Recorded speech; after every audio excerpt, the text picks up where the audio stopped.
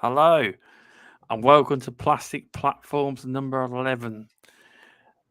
It's been a while, mixture of me not being, it's a bit hard in the summer with the kids because they're off on the school holidays and they go to bed later, etc. and various different things. But we will try and get back to every 2 weeks at some point. We will. How are you, Centurion? I'm doing pretty good. Um, things are on the up and up for me, so I'm actually kind of excited to be here. A lot, I guess you could say there's a lot to talk about. Everybody seems to be kind of, I don't want to use the term butt hurt, but oh my God, social media has been alive for a while. Oh, I don't actually look at any of it on social media as such because they just it doesn't matter who you are, you can't ever win because they always want the last word. So even if you're correct, yeah, and say for instance, I've seen people on social media argue with people that actually have got degrees and they work in mergers, etc., and still tell them they're wrong. They're wrong. No, no, you're wrong. You know what you're talking about. You can never win on social media. You can't. And I haven't listened to all the podcasts. I haven't. Um, I can see a lot of the descriptions and not descriptions. Sorry, the thumbnails that have been very misleading with this Sony Brazil stuff. I presume that's what you're talking about, and a lot of even the games media websites. If you read the articles properly, a lot of them are misleading the people too. They are. They're not interpreting it as it should be. But it's the way of the world now, isn't it? Clickbait, and got to get the clicks in. But there is certain websites like Kotaku's the biggest clickbait site. But uh, VGC is all right, but I tell you what, sometimes they make articles based off tweets that ain't verified or anything. A lot of them are starting to do it. They're starting to turn news into a Twitter account that could be fake and gets deleted. Do you know what I mean? It's a bit weird now that whatever happened to journalism where you research a story and you get your facts straight and it doesn't happen now, does it? Because of the Um, fast world we're living in.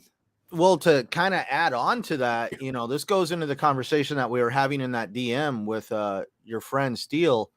Yeah, Luke It Steele, comes good it man. comes down to the concept of what is standard and practices when it comes to marketing. Oh, it's not ethical. None of it's ethical. You That's know so what I mean? that's the funny part that I think it was like the concept of like what we were talking about, like Yeah. how Xbox had to somehow underhandedly create the Destiny cologne campaign to let I everybody know that that Destiny was also on Xbox because of yeah. wordings in a contract. Uh, Well, yeah, and because then it was also about like what Red Dead 2 did on putting it on their box, PlayStation exclusive. Now, which I thought was really cool is I didn't he show me the copy of a game from the UK? I think that's probably if he sent you a picture, knowing Luke, that's probably his box. He collects stuff. I'm not Right. saying it is, but normally when he sends you a picture, it's normally his. Well, to It me, is. it reminded me of the consumer the consumer age rating for at least the UK, because it said 18 in the corner of the box. Here in the United States, they just Yeah, put the word mature. no, they've changed it now. Back then it was 18. Now, well, what happened was back then the movies used to buy what we call them films really in the UK. When you buy them, there was age ratings. It used to be 18, sorry, 16, and all this different and PG and 13A, or I can't remember. But they've now changed it. It's now you get Peggy 16, and they've changed all the ratings balls. But yes, it used to be called 18s. It did. But they've messed about with it. They've changed it to make it so gaming's got their own age verification system rather than base that they were using the same age rating system as the films that come out. But yes, that probably was Luke's picture. That was that he sent. And yeah, it does say if you're a casual, it does say exclusive. But then if you look at it, says, if if you read the tag, it says PlayStation exclusive, and then underneath it, and actually decently sized lettering, it says play, play exclusive content on the PS4 early. Too many damn P's. But the one thing that, like, here in the States, a lot of those tags are actually the print is a lot smaller. And here, what really, like, this is one of the things I wish the United States would go towards a more consumer oriented style of protections for the consumer. And the reason why I say that, because compared to like the UK and especially like Australia and New Zealand and them, what basically in the United States, if you go buy a game like Cyberpunk when it first came out, regardless of it being digital or physical, that game's yours. That game could be the world's biggest broken piece of shit. Excuse my French, but there is no way for you to take that game back. And in UK, I don't know about digital how it works, but I think you can. But with game boxes, you will be. You're allowed like a couple days. In like I know in some countries you're allowed a few days. I think it's 14 days. The minute unless it's changed. Here's this is what I'm talking about, is it's all more oriented towards protecting the business rather than the consumer. I literally bought a PlayStation PS4 Pro. I got the Star Wars Edition console, and it came with a copy of Battlefront 2 in the plastic. I owned the game on Xbox physically, and I rebought the game on digital to get like the new upgrades for the game with the new characters and stuff. And so I basically had three copies of the game, one digital, two physical, one on each console. When I bought this PS4 Pro, I didn't open the game because I thought in my mind, oh, well, I'm going to take it to GameStop and show them that's a new copy and blah, blah, blah. They pretty much kicked me out of the store because I had an unopened game that I was trying to trade in. Really? Yep. Because they were like, well, how do we know you didn't steal this? And I'm like, and the funny part is I bought the PS4 Pro from that exact same GameStop, and they thought, like, it was just like, well, how do we know you didn't steal this? We're not allowed to take something that's still in the packaging. And I'm like, oh my freaking God, this is freaking dumb. So literally the manager told me I had to leave and I couldn't come back for 24 hours. And when I would come back, I would have to have the game already opened.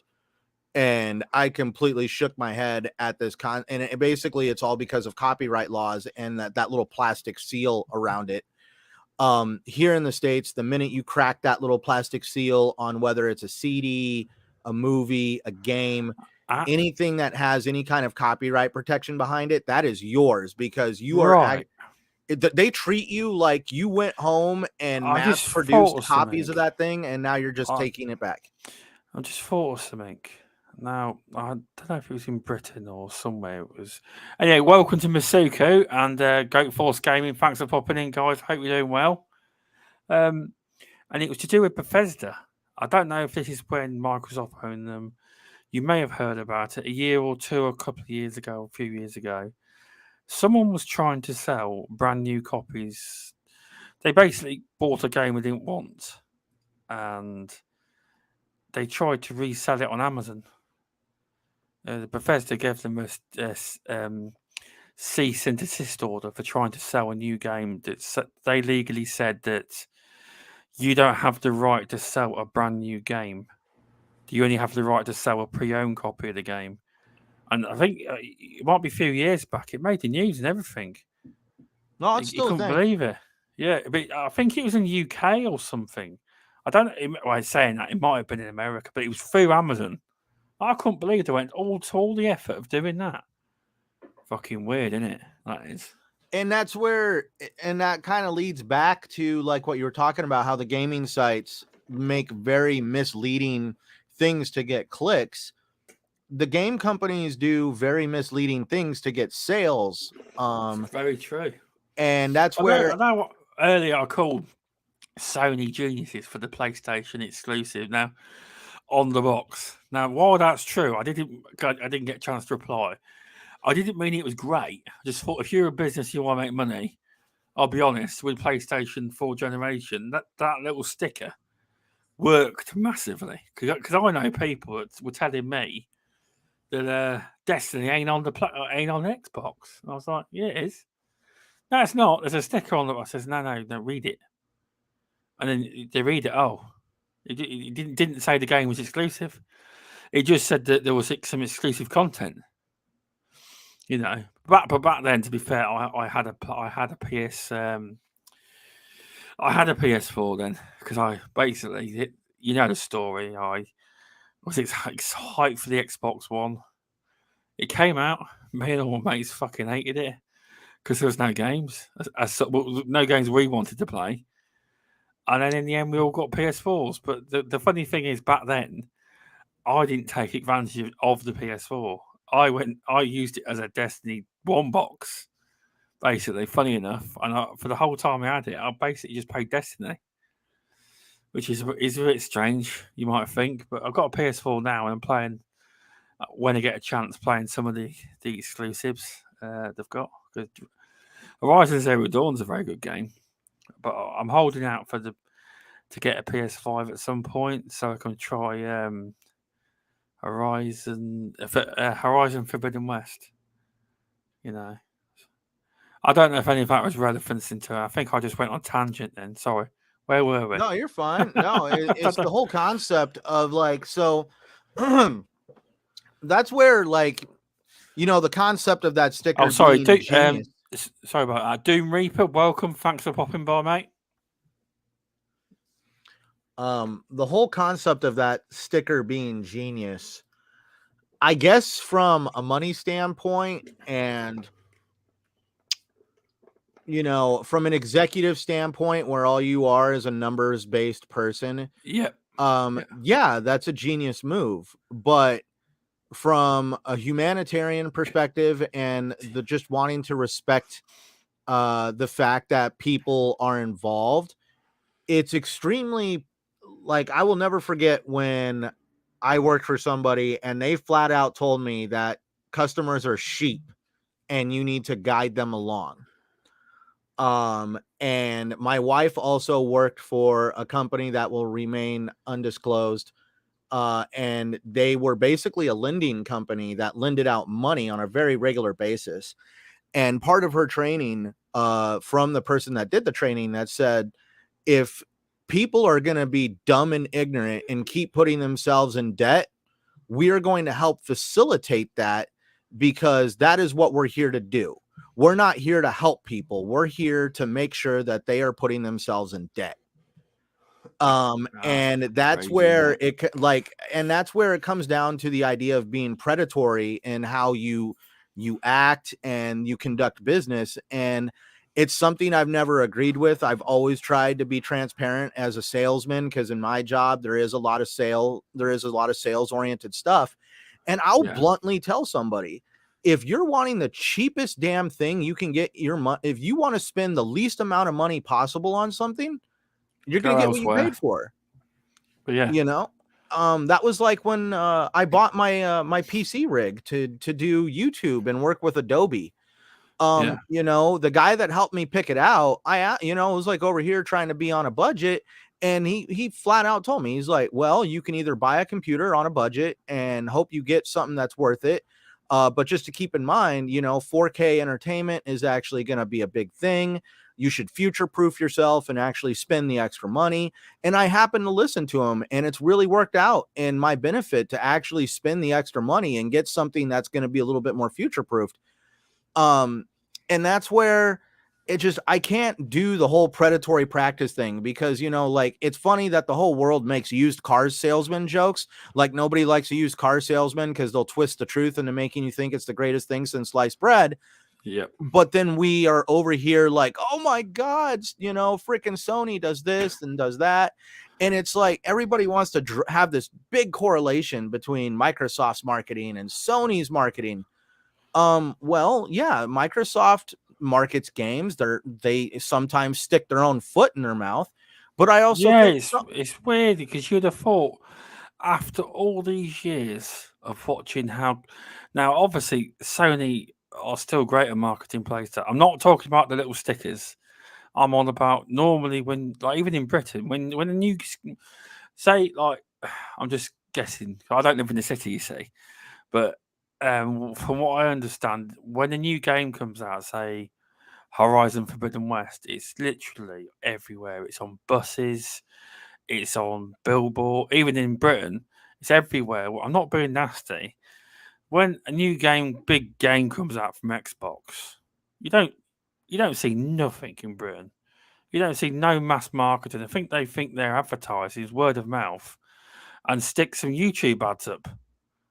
I don't know what they do with their marketing. I mean, they should learn from like PlayStation. They're great at it. I'm not about the exclusive sticker, but there's been a lot of missed opportunities. If you ask me, a lot of them. I don't know why.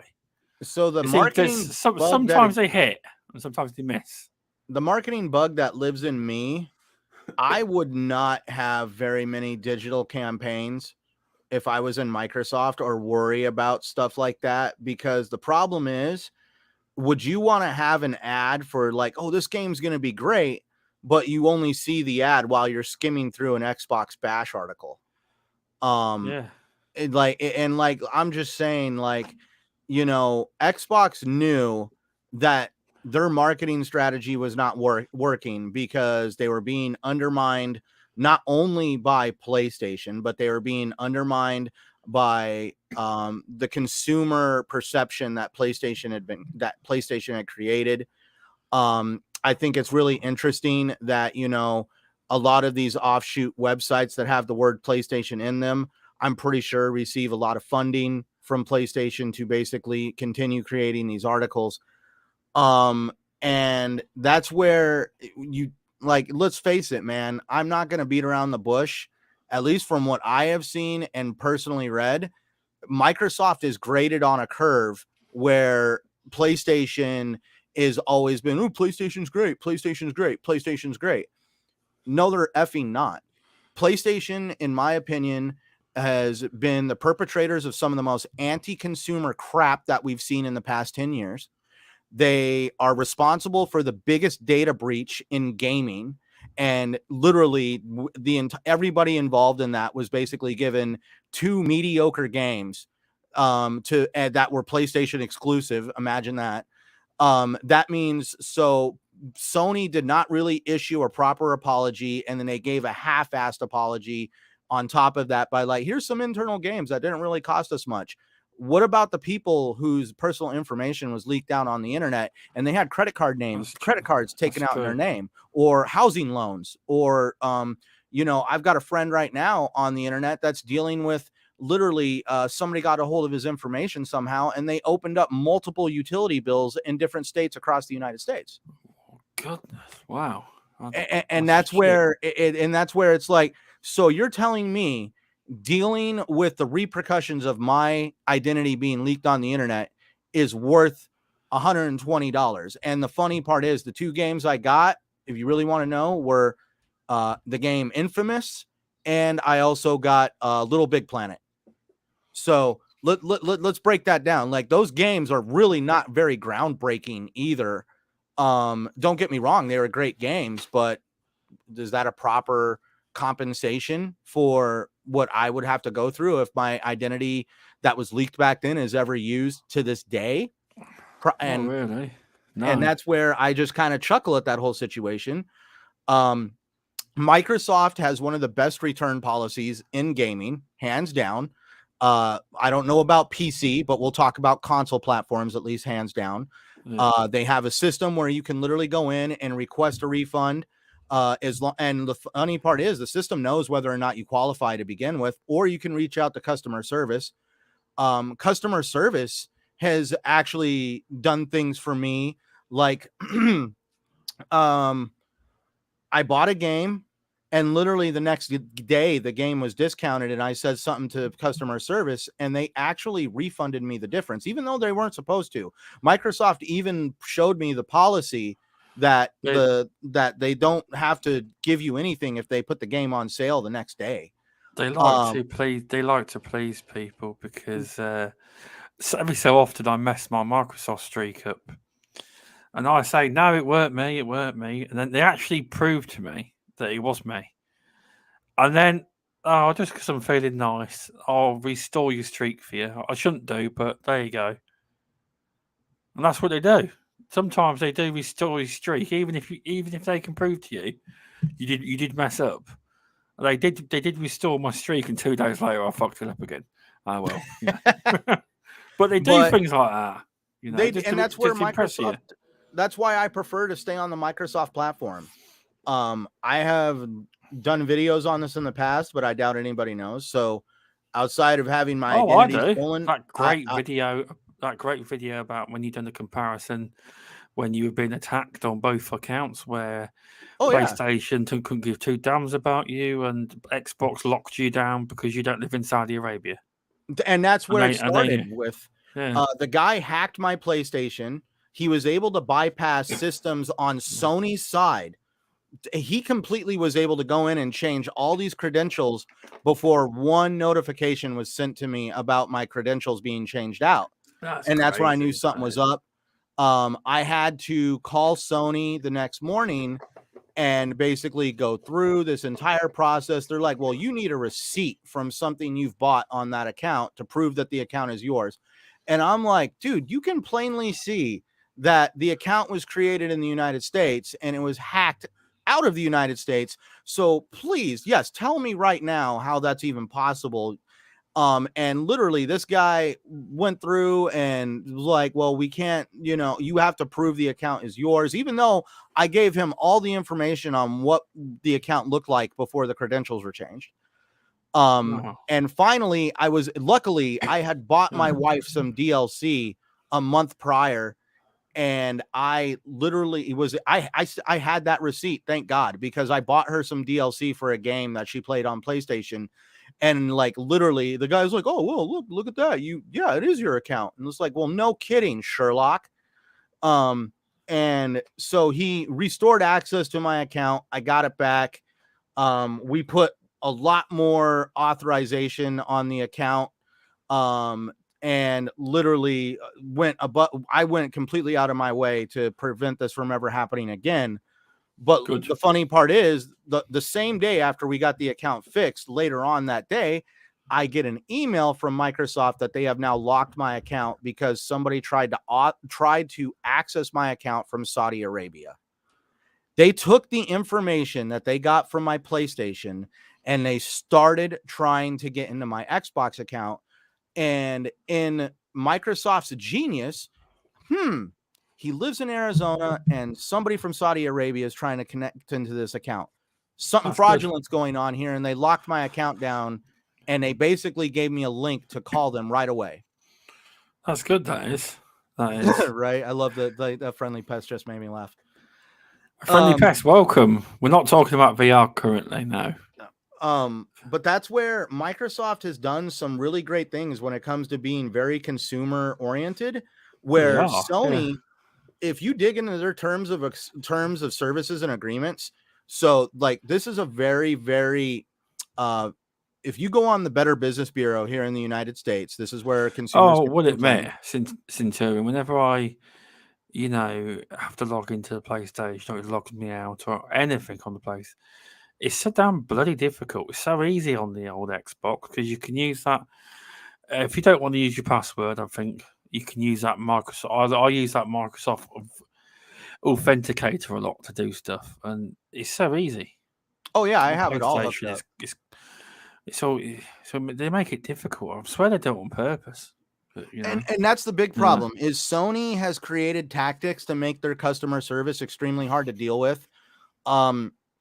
Their customer service likes to pass the buck because I had other DLC go missing on the Sony side.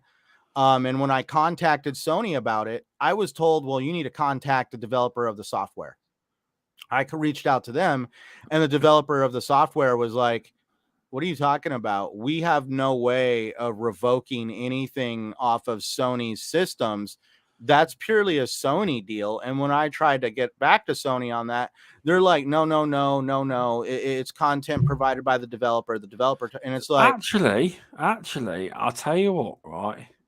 I'm gonna ask my dad, and he bought he's still got PS4 and Xbox One, and he bought Hitman. He got the Hitman collection, and for one of them, he bought a season pass, and he deleted it and reinstalled it and deleted it, and he could not get the season pass to work for love nor money. And it's too difficult for someone to contact customer support. In America, it might be easier, but it's just, Dad said, it's only £8, I won't bother. And that's what's messed up about about it. Oh yeah, and it's and to make it even worse, this is an extreme. Like if you go on the Better Business Bureau and look up some of the stuff that takes place with Sony, the most number one complaint you will find on the Better Business Bureau has to deal with accounts being hacked and fraudulent purchases being made. And when you read policy where they tell you you're responsible, it's your fault, you got hacked, and if you, because you can actually do a thing where the bank rips it back off Sony. Yeah, it's called a chargeback. But if you do, they will lock your account until you pay for it. Mm-hmm. Bullshit. Exactly. And the most disgusting part of this is some of these Better Business Bureau complaints come from deployed members of the United States military and other militaries around the world. And while they're not even anywhere near their PS5, they're out fighting for their countries. And they come home and find out that all this stuff has been done, sometimes into the tune of like $200 worth of fraudulent purchases. And they contact their bank and they basically do the chargeback thing. And Sony locks them out of their PlayStation accounts, revoking everything. And it's just like, well, you should have done a better job of protecting your identity, which I find completely disgusting, considering Sony is literally like, they hold the ball, they hold the crown of being the most regularly hacked console on the market, and also being the biggest, the biggest, they've had the biggest hack in console gaming history happened on the PS3. And I just find it's like, so like literally there is numerous consumer laws that protect Sony here in the United States that allow them to hold this stance of, you should have done a better job, even though we can't. So, yeah, no, I do like PlayStation. There's a lot of there is a lot of downsides to PlayStation as well. I won't sugarcoat it. Not everything's great, but there's a lot of downsides to PlayStation as well. It's like, dude, making when you got to log in, even that part of the process is so fast on the Xbox because of that authenticator app. And there is an authenticator, I think, for the PlayStation now, or do they just text you? It's still not that easy. It's not as fast. No. So when it comes to making digital purchases on the PlayStation, hey, what's up, Invader? Welcome, Invader, to TXR podcast. I just caught up today. Great show on Sunday. Great opinions, interviewing and crew. Good show. So if you want to know, I have finally lowered my standards a little bit when it comes to buying games digitally on the PlayStation, because there is some buy them cheaper as you can. Well, it's not as the idea of cheaper. Like, look at I think it was like Kenna, Bridge of Spirits, and also the Horizon Forbidden West, the digital deluxe edition. Yeah. Those games were like, obviously in the one title, it's a digital deluxe edition. That means it's only available digitally. And with Kenna, Bridge of Spirits, at the time, I don't even know if they still have a physical release. They might. I don't know. I think it's pure digital. And so I have learned, rather than keeping my credentials or whatever on the PlayStation itself or in the PlayStation Network servers, I actually, now this is what gets kind of BS. I first have to log into my account online on my PC. I have to register my card into the PlayStation Network before I can make the purchase. So now they're saving my credentials in their server. I know what you're going to say. So And you buy it and you go and fucking delete it after. Exactly. I buy the game and then I delete my shit right out of their server. And like literally, it's like literally jumping through hoops, dealing with having to protect yourself. You should have done a better job protecting yourself on our systems. You're absolutely right. So I'm going to basically create this convoluted freaking system on how to buy games on your system. And this is things that I do not have to do on other platforms. Well, you can't buy money. Can you buy money cards now for PlayStation? Was that all gone? So that's the other thing. In the shops. Sony wants people to be so heavily invested in their digital ecosystem. We want your card information. Please keep your card information in our unprotected systems. Oh, and by the way, we have taken away the ability for any company to issue any kind of currency other than the little paper cards that you can find hanging on the little wire racks at the register. Like if you go into GameStop, here in the United States, I'm a pro member. I try to, like, don't get me wrong. I know GameStop is very shady. Their tactics suck. But dude, I guess there's a little bit of nostalgia there for me. And I don't want to see companies like GameStop fall to the wayside because they really do have, they at least one time provided a very big service to the market. So maybe I'm just holding on to that. But part of the deal is you get $5 a month in credit. I'm able to I walk into GameStop at the beginning of every month and I get myself a $10 Xbox card, and that's $5 in store credit and $5 out of my pocket, and I take it home. Now they issue that on a receipt. They can print me off a receipt. They have all these codes for different denominations. When it comes to PlayStation though, they're much more restrictive over on you can't really buy those cards a lot of times with certain store credits. Some store credit you can, other store credit you can't. And I basically, and here's the thing, like, what if you want to buy a $10 game and the cheapest card you can find is $25? Now you're gonna trap, like, after tax and everything, like $8, like, $8-10 on your PlayStation and your digital wallet until the next time you want to use it. And that's where it's just like Sony has made these systems to try to shoehorn people into leaving their card information on consoles that are regularly hacked. And that's why I always laugh at that situation. And like, some of the things Sony does, like, I mean, you want to see one of the biggest flaws on a PlayStation console? Go put your PlayStation console, whether it's a PS4 or a PS5, on standby.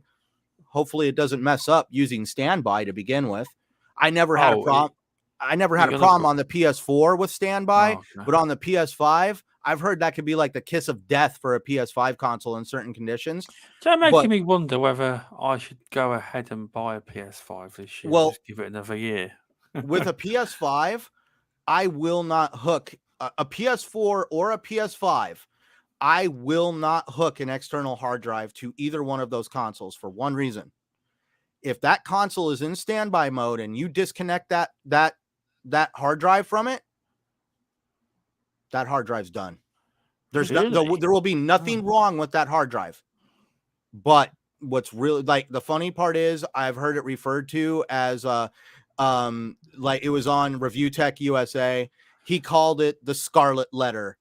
He's like, somehow PlayStation will recognize this hard drive for the rest of his existence as being damaged, even though I took this hard drive, hooked it up to my freaking PC, and I store freaking my videos now on this external hard drive to basically have my videos like archived on an external hard drive on my PC. This hard drive has nothing wrong with it, other than the fact that one night my cat was running across the entertainment center and hit the cord and pulled the USB cable out of the back of the console while it was in standby mode. And this was on a PS4, and it literally made it to where I can no longer use that hard drive on any PlayStation device. And the guy from Review Tech USA, so the funny part is he actually has 3 hard drives that actually have this same problem. And these aren't just run-of-the-mill mediocre hard drives. Some of these are like the $200-300 external NVMe hard drives. Are like basically like NVMe, the super fast ones that are actually way better than an SSD. And literally he's like, I've got 3 hard drives that literally have nothing wrong with them, but because the console messed up in standby mode, it basically gave them this like scarlet letter inside them that you can't use these ever again on a PlayStation. And it was all because the console errored out while it was in standby mode. Which is why I no longer use my PlayStation consoles in standby. I always power them down completely. And I've also made the at least for me, the decision of me wanting to protect my money as a consumer. I will no longer hook external hard drives to them because I don't want to have all my data become corrupted because the hard drive became disconnected. Meanwhile, that's fair enough. You've also got someone in chat, Pyro MD. He's also part of the PlayStation hack. He was affected by the PlayStation hack, just like you. See, for me, it's just, and the thing is, you never know when you're going to be affected by it because honestly, like, to really think about it, like a lot of times your information's just basically out there floating around, and any time, it could be 10 years from now, 15 years from now, 20, somebody could just finally just feel like, I feel like using this guy's. I do check my data. I've not, as far as I know, my data's not out there. I've checked on multiple engines. Yeah, them hacked engines you can get, it tells you who's hacked what. And as far as I know, I didn't get mine. So, but who knows what's true? So welcome to what just happened. Welcome to Muppet. Welcome to Pyro. Thanks for stopping in. I really appreciate it. Also, just sorry to change you're subjects. Fine. Like, this is one thing that might surprise you. A Disney and Marvel Games showcase has been announced for the 9th of September. That's new. Games showcase. Games showcase. Well, they are wanting to capture the flag and growth that has taken place in gaming. It's interesting. I don't know what they're going to show. Maybe, for all you know, they could show off Indiana Jones because it is a Disney property. I mean, that could be there. Who knows? I don't know. I don't know really what to expect with this. So you are gonna you're gonna see a lot of properties. Like, so a long time ago, many moons ago, Disney shut down all of their development studios for internal productions of games. That's why everything you see, like from Industrial Light and Magic, which is the Star Wars and Indiana Jones franchises, to like the Disney stuff that they get from like Pixar and all these other companies. It's all third party anymore because they don't want to have the output, the money output to basically sustain these studios. And so I'm pretty sure they didn't want to participate in games. And then all of a sudden they saw, hey, guess what? The pandemic can happen. Gaming can explode at any moment, at any time, depending on the situations in the world. And so that's where they're going to definitely want to chase this avenue of licensing out as much of their IP as they can to anybody who wants to create games. And they probably have done so much licensing at this point that they have all these titles that they want to make money on. And that's very interesting. Like going back to like the advertising with Sony, everybody wants to champion Spider-Man back in the day. Like, oh, they wrapped a subway car in New York advertising Spider-Man, the video game. And at least from what I've dug up, that wasn't Sony who came up with that idea. That was like Disney and their money that paid for that whole thing to take place, for a car to be a subway car to be wrapped out and advertise the Spider-Man game, because they wanted to make the game successful. Because again, that's the Spider-Man IP. We understand that like they're getting a profit sharing thing, so they want those profits to be big. So I could see why they're going to do this, because yeah, we're going to probably see titles like maybe a Star Wars game. Well, we got Star Wars Jedi. It's not Fallen Order. Jedi Outcast, I think it's called. Survivor? Jedi Survivor, something like that. Basically part 2 to Fallen Order. They have that one. Regretfully, I'm pretty sure we're not going to see the Knights of the Old Republic remake there, which is really going to be sad. Yeah, that was a big project, and a lot of people were excited about that. That's a bit of a crap. Oh yeah, and you know that the funny part is with that project is that is Sony's Platinum Games. Just like Platinum Games was Scalebound here over with Microsoft, they're gonna have I forget the company's name, but that company, and the fact that they fumbled the ball with Knights of the Old Republic, that's their Platinum Game situation. That's where, you know, sometimes you got to kind of get bit on the hand, or, you know, bit on the butt, and to be taught a lesson. And Sony has had so much investment in third-party deals that they haven't really gotten burned. But recently, I mean, we've saw it with what was the guy that for the game Abandon, the game that was like the biggest hoax in PlayStation history. Then we saw it with Knights of the Old Republic. Yeah, but no. Abandon had nothing to do with PlayStation, just so you know. No, it was, but PlayStation was giving them a lot of hype. Yeah, they made. That's the problem with hyping something that's not an internal production. Yeah, because I listened to. Well, actually, they paid. Because did you know you could pay to be on the PlayStation blog? Oh yeah, you can also pay. Yeah, you also have to pay to be part of the sale. Yeah, so it wasn't PlayStation hyping them; it was actually paid for. They paid to be on there. So that was it. Because I listened to the interview with Colin Moriarty and the Abandon developer, and I'll give Colin his dues. When it comes to talking about game development, because he's got financial, he is actually an owner in an indie development studio. He does actually know what to ask, and he was asking him, running circles around him, and this guy was coming up with nothing. He didn't. He just kept saying, "Oh, I can't tell you this. I can't tell you that." And he says, "I'm asking the most basic question for a developer. You should know." And he didn't. He didn't know what to say. He knew nothing. Oh, it's in development. It's in development. If you ever listen to it, you'll see what I mean. You will.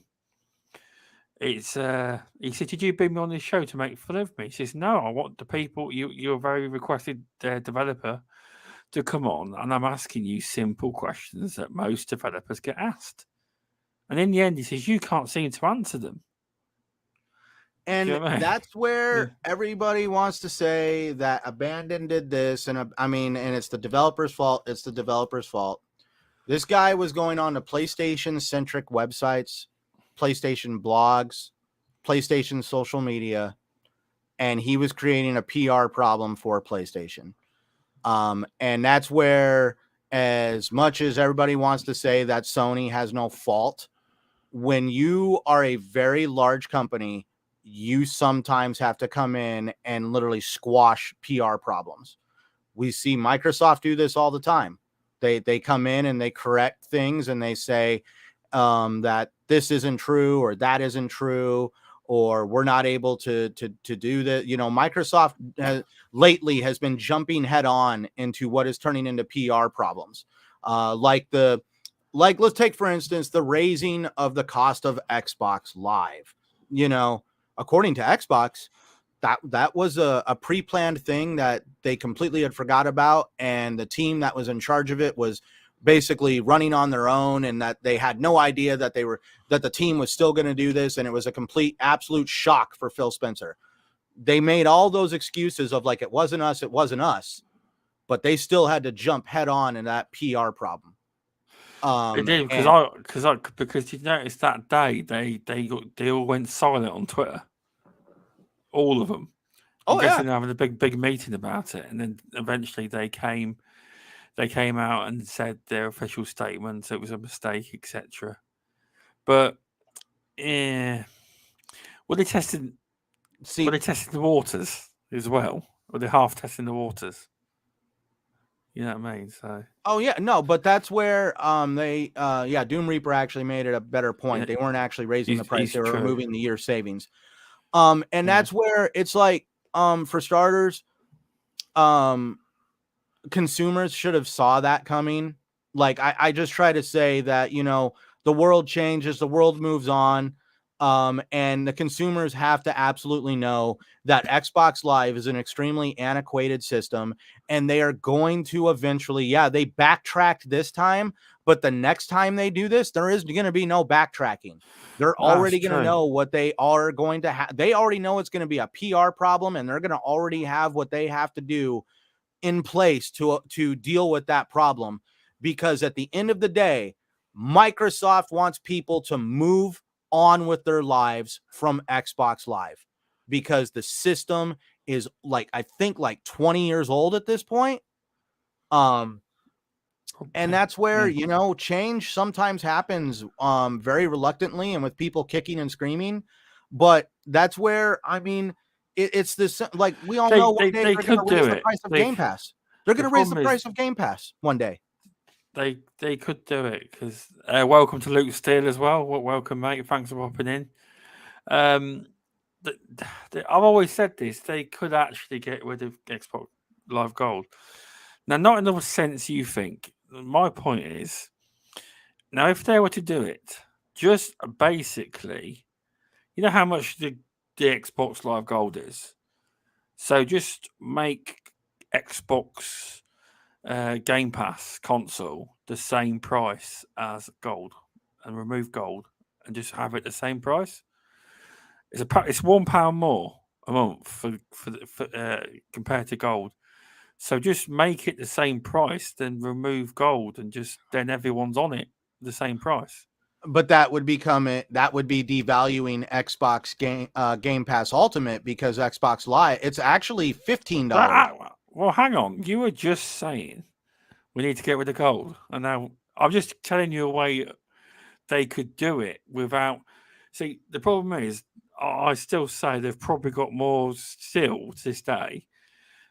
They've definitely got more Xbox Live Gold customers than they have Xbox Game Pass still to this day. They will have. The numbers will be far bigger. So, do you not believe me?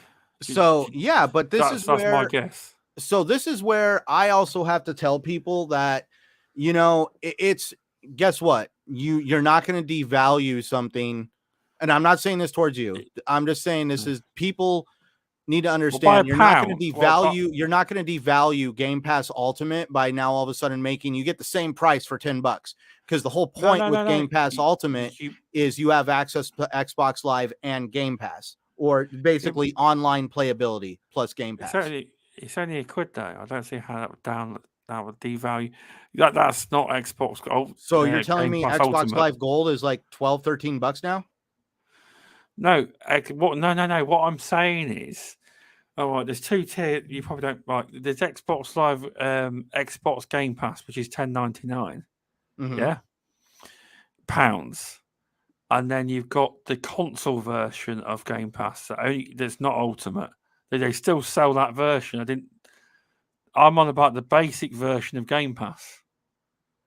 But to bundle in the online capabilities, that would be what the whole purpose of Game Pass Ultimate is you get Game Pass plus online capabilities.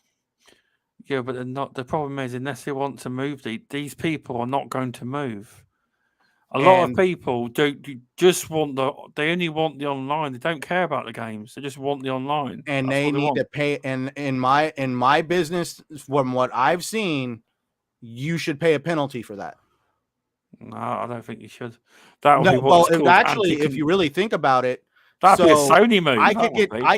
I could get cheaper internet rates if I choose to bundle my internet with having cable television and having a phone put in my house. Well, phones are landlines are at least completely outdated in my opinion, unless you have a business or something.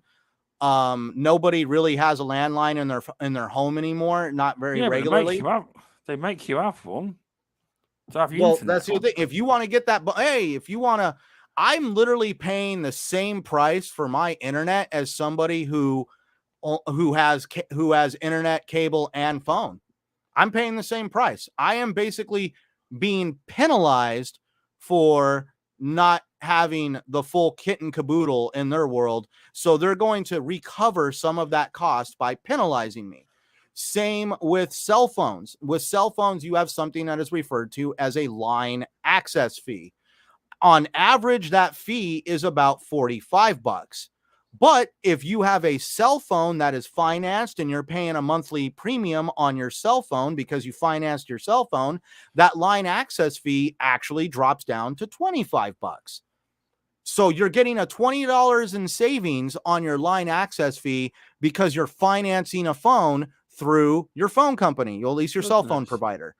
When your phone is paid off, that line access fee cranks right back up to $45. You are penalized for not putting in as much revenue as they would like to see into their business. So here we go then. Right, the UK, you lot get ripped off big time. My phone isn't under contract now, right? So my phone bill's only £20. Right. So and that's where now that's the other funny part. Everybody wants to be like, why is the United States like focused on by Sony? Why is the United States focused on by Microsoft? Why? Like, because even though Sony is a Japanese based product, they have moved all of their corporate structure over to the United States and they're focusing on the United States. Why?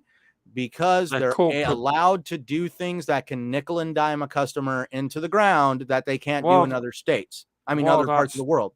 While that's true, they've only moved PlayStation headquarters. I looked it up. They've only moved PlayStation headquarters there.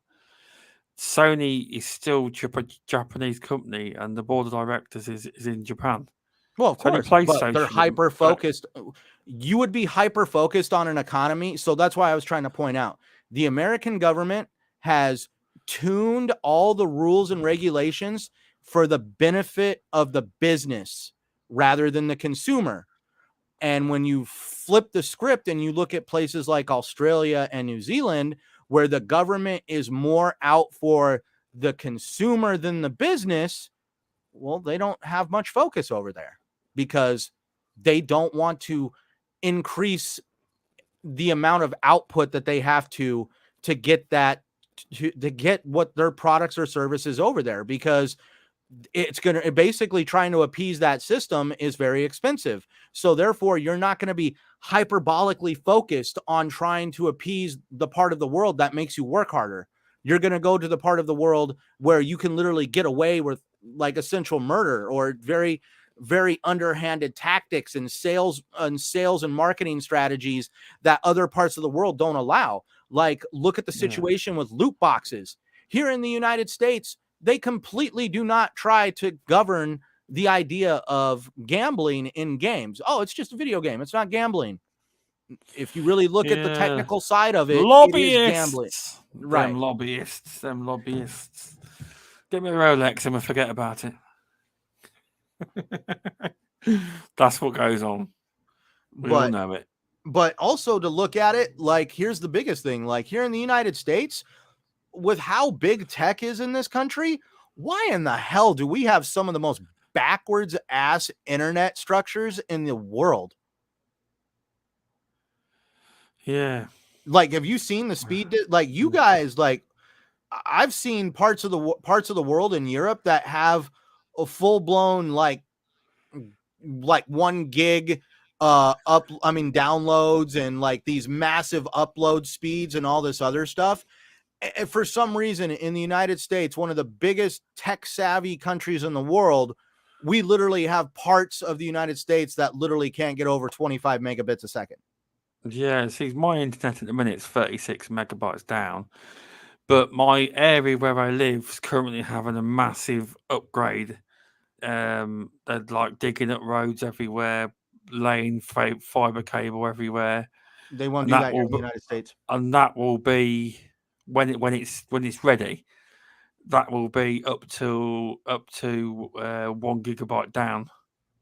That will be. So But you all obviously got to the pay for cable that. companies out here, all the companies that do these, like you said, lobbyists. I remember when Google Fiber came out here, they wanted to hang the fiber up in the telephone poles with the electrical wires. Oh no, we can't do. Nope, lobbyists prevented them from doing that. Because it requires a large amount of money and ripping up city streets and changing No, it does. cables Yeah. out. But what's even more is what's even more BS about that whole situation. So here in the United States, we have a system known as a harden drop, where they have a machine that literally all you got to do is have a company come out and map out the ground and know exactly where everything is at in the ground. And they have a machine that could literally pull a PVC conduit through the ground and basically, you pull these wires through this conduit and they don't got to dig up the streets. They don't the reason why I know this is I had them come do one on my building. The building that I live in, the apartment place that I live in, my cable in the ground rotted out and I went for 3 months without internet. And I told them, I'm like, I'm going to break my damn lease with this apartment complex. I was sold an apartment that was cable ready and internet ready. Well, that's no longer the case because you're not, they're like, well, we're not going to pay for the cable to be replaced. And literally I was like, well, I'm going to break my lease then. And it was like, oh, no, please don't break your lease. And that's when they were like, what can we do to fix this? And I was like, well, I've been discussing it with one of the engineers at the cable company, and this is what you need to do. It's a machine that will literally pull a pipe under the building and will be able to reroute all these cables. And the cool part is with this pipe is if the cable ever breaks or rots out, you just pull the cable out of the damn pipe and you thread a new one through the pipe. And this is advanced shit. I've not heard of this. I'll go down and I'll send you a photo of it. Like literally the top of the pipe is like right below my apartment. And like, there's two, ever since I showed my apartment complex how to do this, I showed the managers of my apartment complex that this was possible. They've had the cable company coming back and forth out of here for years, changing the cables out now using the same system because literally it crawls under the sidewalks. It goes underneath the corners of the buildings. And they've been using this exact same strategy to basically fix because the cables are old in this building. And they were like, oh my God, they didn't even know this was possible because they thought that the cables had to go on the outside of the building and they didn't want to have all these god awful conduits all over the outside of the building. And as soon as I showed them that this was possible, it like changed their whole damn world for them. Yeah, that's mental about that. I don't think that. What you on about, Muppet? Bloody hell, Stubbs, really? I don't know what you're on about. Tell me what you're on about, Muppet. I didn't. Yeah, that won't be possible in this country. We've got too many burst pipes, Muppet? Pixel Snapper. Yeah. Well, that's why I mean it doesn't do. I haven't seen them ever do a metal pipe. I've always seen them use these great big reels of like heavy, hardcore, like plastic that is meant to go in and like it's supposed to be rot proof or something like that. I don't know what the I don't really know how true that statement is because it's still plastic, but it's definitely an alternative to like literally having these huge invasive construction projects to update these systems. And that's one of the things that like cracks me up. Like literally, like I see articles all the time from rural America about like schools that are happy that, oh my God, we can finally have access to high-speed internet because we've been stuck with broadband. Yeah, we're getting it. But obviously I won't be able to benefit from the top speeds until I'm out of my deal. But I imagine that my internet will boost up to 70 anyway once it happens, but it could take a year or two. But I've never heard of a machine that does that before. Obviously, I know they can dig the ground up and lay the cable, but yeah, Yeah, thanks for stopping by, Muppet. Appreciate it. I don't know how the process works exactly, but I stood out there and Sounds watched pretty them because cool. they had to go completely around the building. They had to go under 3 or 4 sidewalks to get it here. And I mean, like, it was like I saw in the machine, it looks like a giant drill rig, but it's turned on its side and it starts boring into the ground sideways and it's pulling this thing with it. And they have some way of actually turning the machine. Oh, okay. Fair enough. That's different. Yeah. I'll have to have a look at that if you got any. Yeah, that's interesting. That is. Anyways, we're getting on to now construction projects outside of gaming, but no, people seem to be liking it. Welcome, Pixel Slapper. My internet is fine. I employ 83 hamsters to keep on. yeah, what knocked my internet out was because I live pretty close to a busy city street, and they were working on the road, doing something with the actual pipes in the ground in the road, and the big giant machine that they had that was hammering out the street caused the cable to, I guess this cable was probably holding on by a thread. I don't know. But yeah, like literally just from them pounding on the street, like about, like about 100 feet from my front door, they caused the cable to break. Yeah, I could say that happens a lot. Normally, like in my town, when the power goes out, normally somebody's hit a cable. It doesn't very rarely happens, but it can. And with yours, it was your internet cable. Mm-hmm. It was, but yeah, no. Have you played the game of a Game Pass? It's called As Dusk Falls. No, I've watched a couple. I've watched a couple people play it. For once, I've actually played a new game that you haven't played, and normally I'm the one that hasn't played it. It's an excellent game. Excellent. I'll be honest, it's one of the best games I've played. I mean, this year. However, I haven't played many new games, so it's great.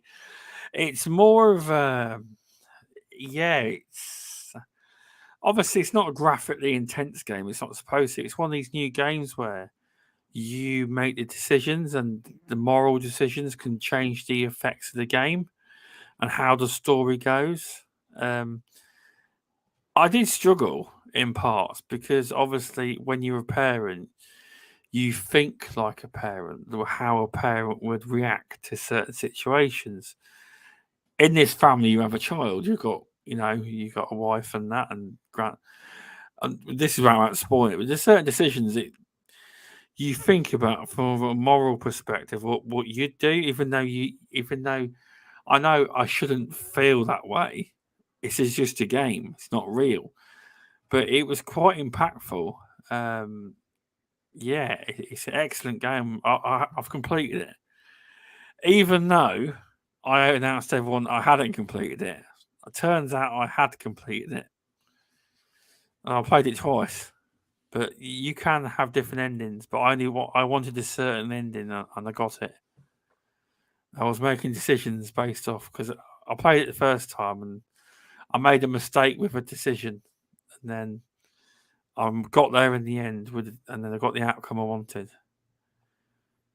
But it's definitely a game I need to check out. I feel bad, and saying like don't feel bad because it's normally me that hasn't played the fucking game. It's the one game I thought I'll actually play. I'll give it a go, and I did struggle with it. It pissed me off in points. Some of the decisions. So some decisions it just gives you like 10 seconds, but the ones that are going to alter the course of the game, they give you they don't time limit you. But it says be very careful. It just warns you to be very careful with this decision because the outcome can change the game. So, but I enjoyed it. I won't spoil no, but it's a great game. excellent. It's impactful. However, people have got mixed opinions on as Dust Falls, because some people can only play an hour of it. Some people just don't like it in general. Some people love it, like me. But that's the way of all games. It is. But I can't say a lot about it because you've not played it. Well, it would spoil it. It's a story. No, I'm not going to spoil I've it. watched. Now, that's the thing. I've watched a little bit of gameplay from like K Mega and other people on social media, like when they posted on Twitter. So that's why it's interesting, because I feel like I'm getting my dose of that kind of game right now. Now, not exactly like that, but I don't know how it happened, but I decided to just randomly purchase the Sherlock Holmes trilogy, which is Crime and Punishment, Devil's Daughter, and Chapter 1. And okay. what I like, it's the same concept. Like when you play these games, you, for starters, you can accuse the complete wrong person. And, if you accuse the wrong guy, you can go back and redo some of your decisions to try to figure out who really did it. Or you can just say, F it, accuse the wrong guy and move on and watch whatever happens to an innocent person. By the end of the game, you're graded on, how well you made your decisions. And you can even, there's even like a little bit of a difference in the ending based on how you played the games. Like, do people die? How certain situations take place in the game. But what's really fun about playing this trilogy of games, which was done by Frogware. The first game, very, very rudimentary. You get to walk around Sherlock Holmes' apartment. Everything is it's like basically you hang out in Sherlock Holmes' apartment. Oh, now you got to go to the botanical gardens and go check out what's going on over there because they just found a body. You go to the door. You go to the door and you go through a loading screen and you're at the botanical gardens. Or you can move around to Scotland Yard and you go inside Scotland Yard and move around. That was the first game. The second game, which is the Devil's Daughter. Now you can walk up to the apartment door, walk outside and explore the early 1800s London and walk around on the streets. But the streets are somewhat like these little satellite little hub worlds, and you get on your horse carriage and, I got to go to Scotland Yard, and it'll take you to a different part of the city and you can go visit Scotland Yard from there. In certain instances, you can wander your way back to your actual home. So there is a little bit of a open world quality to it, but it's still the same concept of you just kind of going through, collecting all the evidence and putting it together like a puzzle and, making your decisions. There's still the decisions that can be made.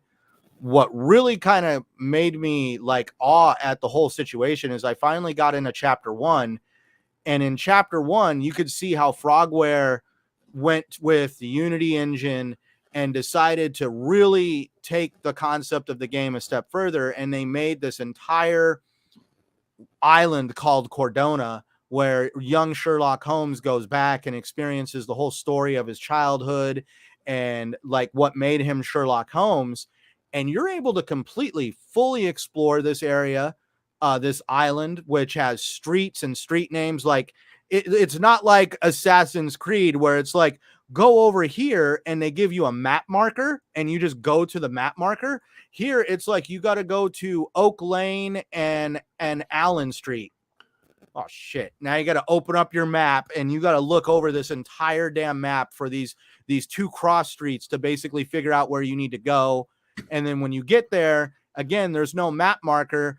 Oh, I got to find the damn music the music teacher that had his violin stolen. So now you're looking around at the names of the buildings and you finally see so-and-so music lessons and you're like, oh, okay, it's right over there. Like the game actually makes you have to work to advance the game and be observant, which I thought was really cool. They introduced gunfighting mechanics and it's not your typical just shoot them and kill them. The whole concept is Sherlock Holmes actually doesn't want to kill people. He actually wants to arrest them.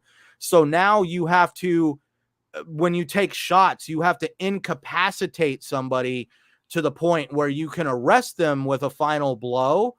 Otherwise, if you completely shoot them dead, you actually receive a penalty for killing somebody. Sounds interesting. Them games It do, is. definitely. Sounds interesting. That's pretty much what I've been playing for like the past week or so now, is those games. And ESO. ESO, a little bit here and there. ESO, it's kind of funny. ESO is like one of those things. That's what I love about ESO. So he ESO is one of those games you come and go from. Tell you who's playing it at the minute. Mass Mayhem. He's really into it. And the thing is, I want to. You should hit him up. Well, the only problem is I actually do want to play with him. I think we've talked about it in the past, but they have what's known as the North American server and the European server. You told me, didn't you? And you can't switch servers when you've started doing things. Oh, okay. No, so you wouldn't be able to, would you? No. And that's the other thing too, though. Like, I come and go from it because I have friends that I play the game with. Some of them are not as far. I'm like almost a level 900 at this point. And I basically allow people to try to catch up. Like I have my brother Gingerbeard right now. He started a brand new character, because he's always starting new characters, which cracks me up. But he literally grinded out to where he's now like a level 237, and he's trying to catch up to me. And it's just like, well, I hope you packed a lunch because you got a little while. Yeah, you have. Yeah. Yeah, it's crazy. That is. Trying to catch up to level 900. But that's where I've played with ESO. Like, I mean, you have the main game, then you have 3 faction quests that are just as big as the main game. So when you get into the base version of ESO, you probably have at least a good month or 2 of content. And if you are to play all the factions and everything, it would take you a while. And then you have the add-on expansions. Like it started off with some really base ones that they created, and you can actually buy them as a package deal. But that's where after that it started becoming these great big expansions that could be just as long as like some of the main stories of the original game. And I mean, that game now is so overwhelming to some people. Like literally, it's like Skyrim is literally a small little dot in this world. And you're able to go to these places. And when you finally go to these places like Windhelm and oh my God, what's the one, like there's Solitude, there's Skyrim, there's also God, the place where basically the Thieves Guild hung out at in the Skyrim. When you really finally see that little geographic area in Elder Scrolls Online and you realize, oh my God, this is like a little teeny piece of this huge, massive world. And even then it doesn't stop there. It's just not the physical locations. You have the Clockwork City, which is basically another dimension in between the physical and between the physical and the physical and spiritual worlds. And then you do have the spiritual world, which is like Cold Harbor, which is where people, when they basically go to purgatory, that's Cold Harbor. You also have which are known as the Deadlands, which are pretty much their version of hell. And there's even places outside of the physical realm that you can go visit. And it's a very, very expansive game. And it's not something that you just play and, put down and you're done with it. Every time you go in, there's always something to do, something to explore. And when you have a good group of friends to play with, you're able to go do quests that you couldn't do by yourself. Yeah, I have jumped. I have tried it. Probably need to give it a little bit longer. Yep, Pyro's right. Riften. There we go. Riften.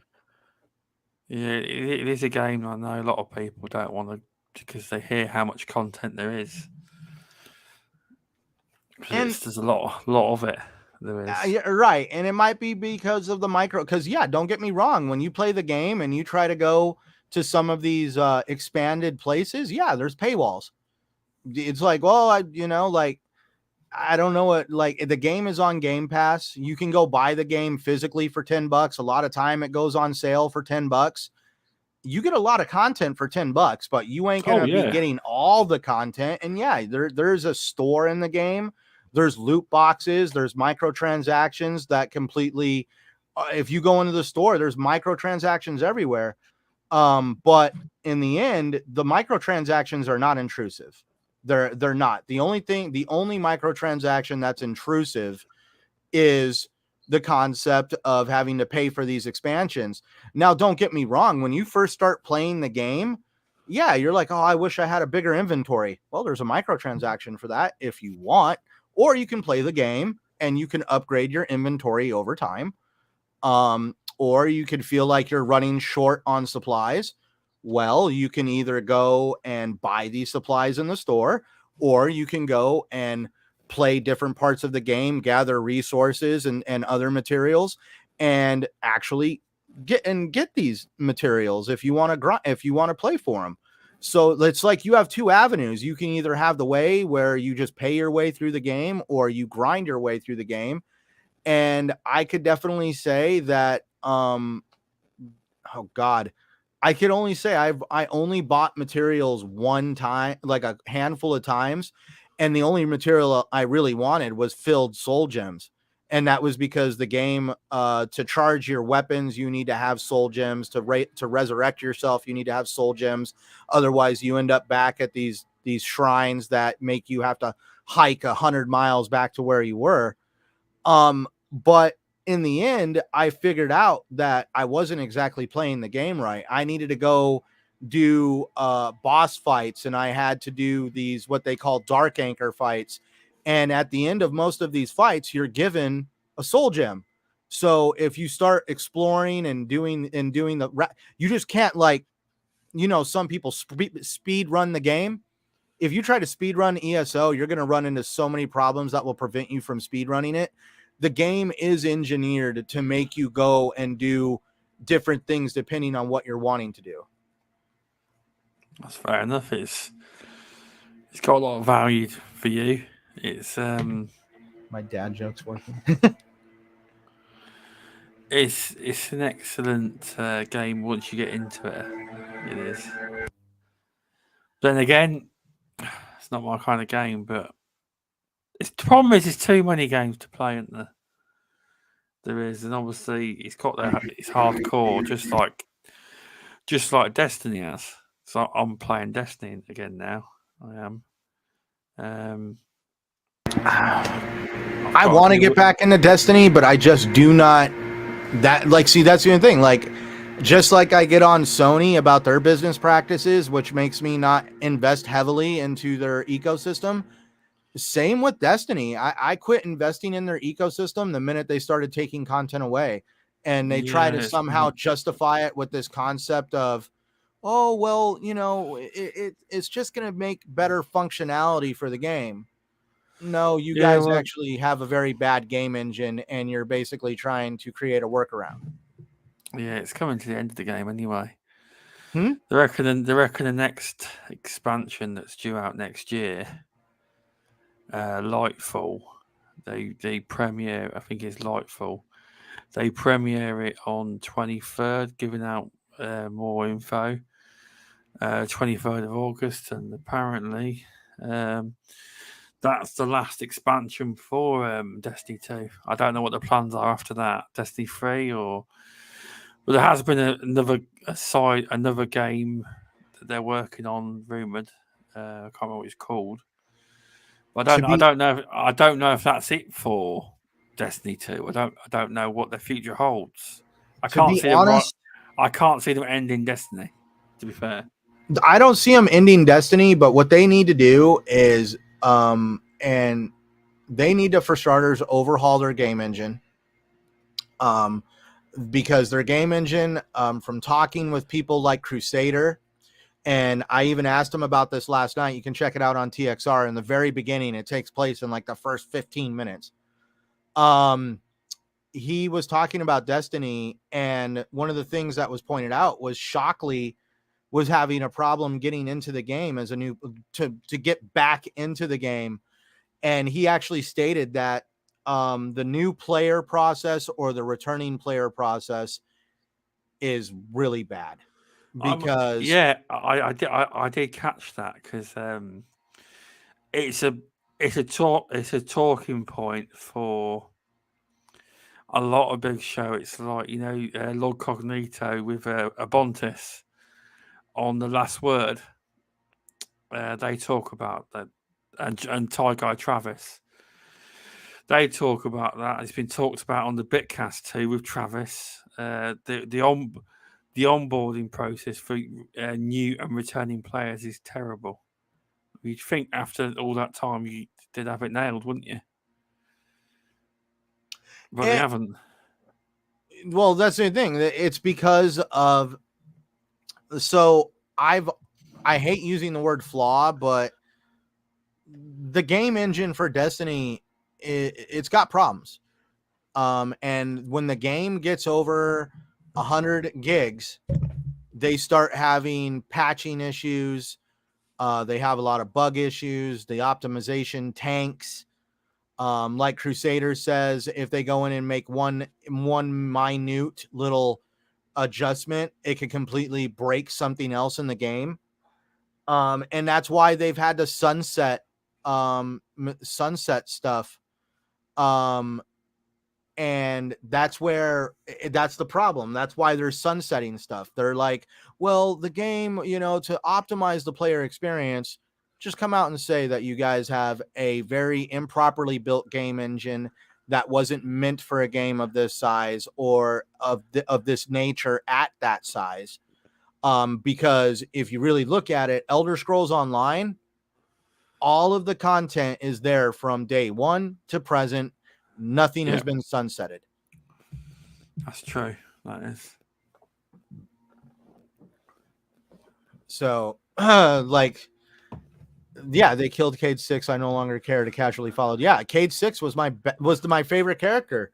And when I found out I can't remember. I can't believe they did that. I know. Oh, dude. Well, for starters, they killed off Cade 6, and then they took the Forsaken, or I think it was called the Forsaken expansion away, which was Cade 6's death, and the main story revolved around him.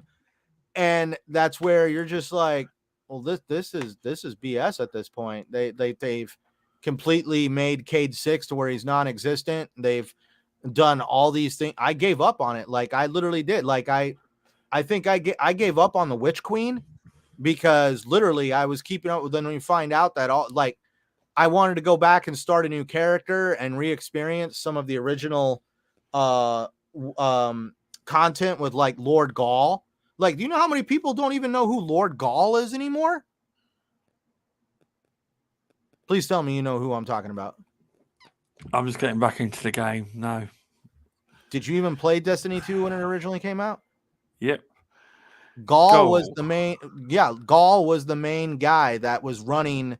I think they were called the Red Army or something. Like, oh right, yes, he was the big dude that wore the mask that literally held the. I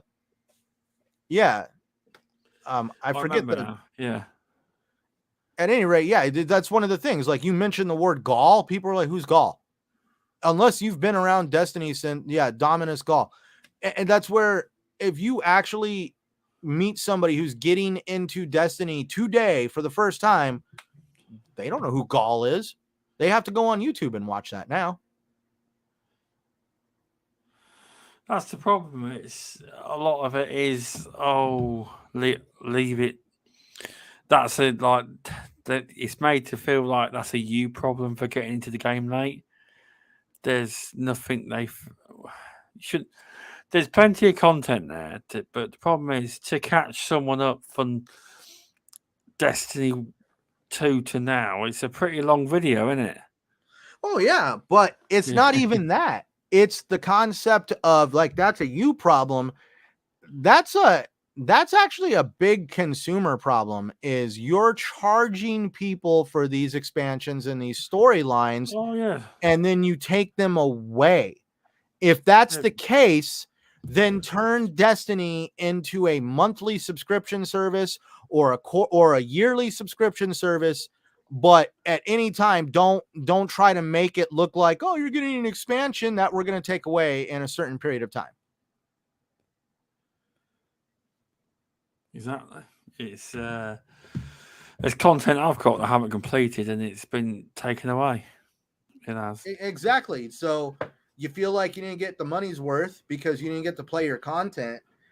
And yeah, like, and that's the other thing that cracks me up is, you know, game developers need to realize that at no time should they make a game that makes you work harder than your own freaking job. Yeah, that's true. I know you get what you put into. I know it's the whole concept of get what you put into it, but they need to realize that people also have lives, they have families, and to create a game around the concept of no lifing everything except that game, really? Exactly. That's right. It's welcome to Smetty Smet and Google Poll, who was in here earlier. Thanks for popping in. Destiny is all about graphics and it's done well, but the game is pretty and the lore is pretty jank. Well, I don't know how to. You're probably right. I'm not up to date. I need to do Witch Queen, then I'm up to date. I am, which I do have Witch Queen. I just need to do it. I do. But yeah, as Pixel Slapper says, probably call me back when it's on PlayStation Premium. It will be. They will put. I'm telling you now. It'd be a perk of premium. They'll put all the expansions on there because it is a free. It is free Destiny. The base content is free to play. Then all the other expansions you've got to buy. I think PlayStation will, without a doubt, put it on PlayStation Premium. All the expansions and even I'm not saying they will put a season pass on there, but they could do that to lure some people on the PlayStation side into the service. They may have it, but that's a benefit they can use to their advantage now if they wanted to. But yeah, that is. I won't blame them. As the same will happen in the end if this Microsoft Activision Blizzard King deal ever gets approved sometime next year. And don't tell me it's going to get approved by the end of this year, because anyone who's on about that is talking out their rear arse. It's never going to happen. It's going to be out sometime. It'd be some late next year. This deal will be approved by, because the problem I've got is a lot of these podcasts seems to think it's not no diss on you, Cinta, and you're not who I'm on about. Because you understand the world outside of America. Everyone seems to think that the whole deal revolves around, the FTC. It all comes out of people's mouths on these podcasts. Well, yeah, the FTC deal might close a little bit by the end of this year, but the FTC is one entity in a whole world of entities. Well, the EU's the one. These podcasters don't listen, but the EU, out of all the bodies to get past, is the EU. They're difficult. See, with the FTC, if FTC had an issue with litigation, Microsoft could just sue them into the ground. Well, you can't sue the EU. It doesn't work like that. It's not as simple. But it will pass. It will pass. But I just like to hear more of these podcasters mention other bodies rather than FTC, because they're the easiest. Out of all of them, the EU is the hardest. And it only takes one of them governing bodies to put a spanner in the works to tank the deal. Well, because Microsoft will want approval globally. A lot. It's kind of like, everybody does. There's a lot of people that don't realize that other regulators in other countries have their say so too. This just isn't an American problem. We're talking about an internationally traded company that has products all over the world in different regions. So anywhere they sell these products has a say in how this is going to work. And that's where, like, I remember when the stuff came out from Cade with the Brazilian regulators, everybody, there was a few people that thought it was like some random Brazilian like media site or something that was making these statements. And then you had to be like, actually, these are the Brazilian regulators. Well, why do they have anything to say? Because they sell Xboxes and PlayStations in Brazil. Yeah, they're only trying to get us. And then it shocked a lot of people. Yeah, they're only trying to get, because they don't understand the games industry. They're just trying to ask for opinions. I mean, it won't. This Brazilian thing won't affect nothing to do with the deal at all. The deal. I'll be honest. You spoke to Luke Steele at length about this and all sorts. In the end, you listen to Hoag's Law on YouTube as well, and pretty much the general consensus that everyone thinks is going to pass without no issues. Obviously, it will be sometime late next year, despite what you hear about. You know, you always hear on the website, "Oh, the deal's going to close next month." It's next year, sometime next year. But in the end, I think it will pass. Welcome to Mav. I think Mav said the two most important are the FTC and the EU. It's nice to hear Mav say the EU, but I'd argue that, like Luke said, the UK is also an important one. Although we are very little compared to America, just the UK and the EU are slightly harder than the FTC to get past. They are. Leo, welcome. All your GBTB crew are coming in. They are. Hey, what's up, Leo? What's up, Mav? Sorry, I had my chat kind of minimized. Wow. Brazil has a population of almost 300 million. Damn, we're a dot, we are. Oh, dude, for real. We're tiny. Dude, I would love to go to Brazil one day and see Rio de Janeiro. I didn't realize it's so big. Wow. We're a tiny dot on the map, we are in Britain. You want to see Brazil? You want to see a good example of like Brazil? And I hate using this as an example, but Fast 6, the Fast and the Furious 6, when they introduced Dwayne "The Rock" Johnson for the first time in the series.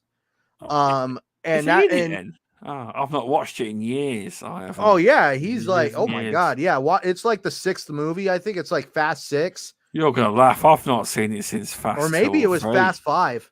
I mean, Fast 5 or Fast 6. I forget which one, but yeah, like it was basically the one before I think Paul Walker passed away. And yeah, they did the whole thing in Rio de Janeiro, Brazil, and it was actually you actually get to see how big just that one city is in Brazil. Wow. Yeah, Leo's saying it's the 5th one. Yeah, Pyro, like this is Brazil. That whole scene with like basically Vin Diesel, like when they try to arrest him and they're out there with all the other street racers, and he's like, this is Brazil, and literally all the other street racers start pulling guns on the federal agents, and now they're outnumbered, and it was just funny as hell to watch. I'm like, that's funny as hell. Yeah, well, that's the kind of stuff that like Africa happens in Africa. Africa's like, police ain't got no hope in Africa. In some of these cities, you know, like when you see like I'm watching a TV series at the minute called "In the Canefield Killings," and a lot of it you think it's a joke, it's just made up for TV. But these police tried to go in and raid this boss man of this gang. And he just laughs at him with his big fat cigar like a gangster. And his men started surrounding them with machine guns. And they ran away then. But I was like, that's real life in Africa. Parts of Africa, that is. Do you know what I mean? Same in Brazil. You know. It is. But yeah, it's... I'll have to watch some fast films. I don't really watch films. People say, oh, you've seen this and that. I don't. I don't watch them. I don't watch a lot of TV, to be fair. Oh, wow. No, because of my ADHD, I've always got something playing in the background whenever I'm like working on my computer. I have something, 'cause TV on. I do watch TV, but it's not like these. I've seen all these movies, and I don't watch any movies very rarely. I don't. Have you seen my? I could have swore I've sent you my movie collection. I have seen your movie collection. Okay. It's massive. It's massive. Sorry, and fair play, and fair play for keeping the physical library, because that's a smart move.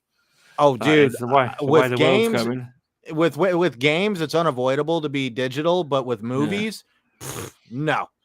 Especially if you want true 4K with proper sound and no frame drops and stuff like that, you have to have like the disc playing on local hardware. Stubbs lives in a cave. Yeah, I do, Leo. I do. You've called me out. Yeah, I live in a cave. It's fucking hot in the UK at the minute. Fucking hell.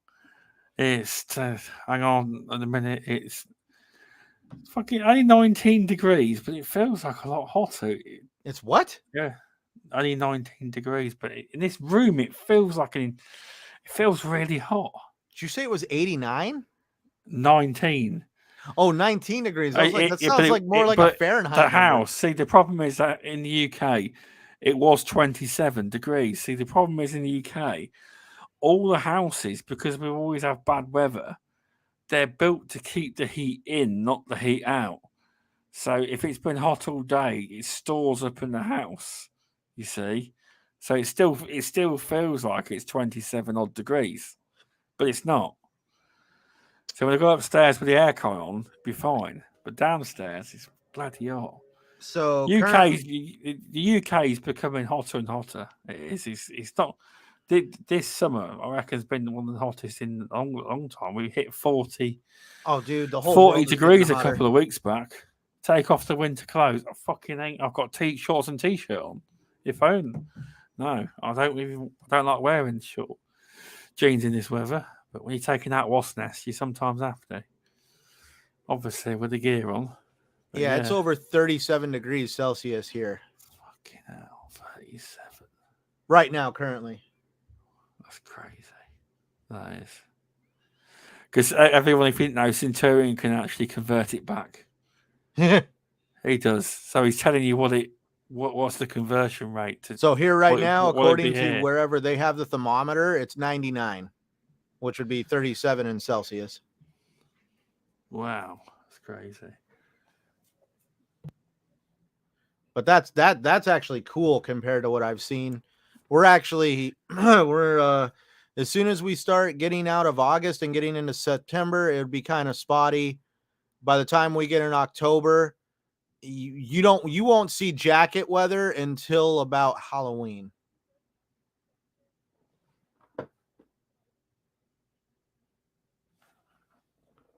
Uh-oh.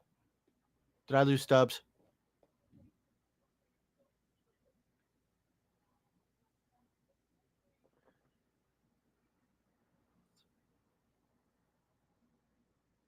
Thermometers, I forgot. What do you guys call thermometer? They still have to be called a thermometer in the UK. Sorry about that.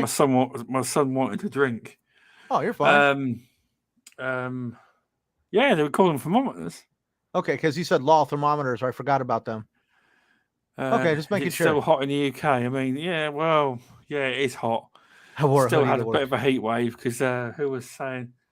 Tom Warren was saying on Twitter that apparently it was raining early on in London and everyone was outside on the street celebrating. They were. It's meant to rain tomorrow. So whether it does or not, because it keeps changing its mind. We keep getting told it's going to rain, and then you'll wake up in the morning. The weather's changed, so it's not going to rain. You know. To answer Pyro's question, I have an AC in my apartment. Now that's the funny part. Here in Phoenix, you have to have an AC because during the monsoon seasons, when it rains, swamp coolers, whatever you want to call them, the thing that fills up with water and wets the pads and blows air through wet pads, we call them swamp coolers here.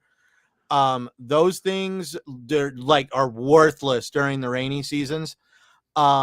now the funny part is at my dad's place when he was alive up in like a town like an hour and a half from here, they were higher in the mountains and they could actually get away with using swamp coolers. But even he put in window ACs in his place to actually help keep it cool during the monsoon seasons. But yeah, like the funny part is at my job, the warehouses themselves are actually cooled by these swamp coolers, and it's like humidity hell inside the warehouses. But I like how, like Leo said, I wore a hoodie to work today. When it's 125 degrees out, idiots. There's Huh? idiots I see. There's idiots I see in the UK thinking the badasses with the hoods up. I'm thinking, what a dick. You know what I mean? so that hot? here in Arizona, I don't know about you guys, but skin cancer out here is a killer, especially if you absorb too much sunlight. I'll say it right now, I don't really tan, I burn.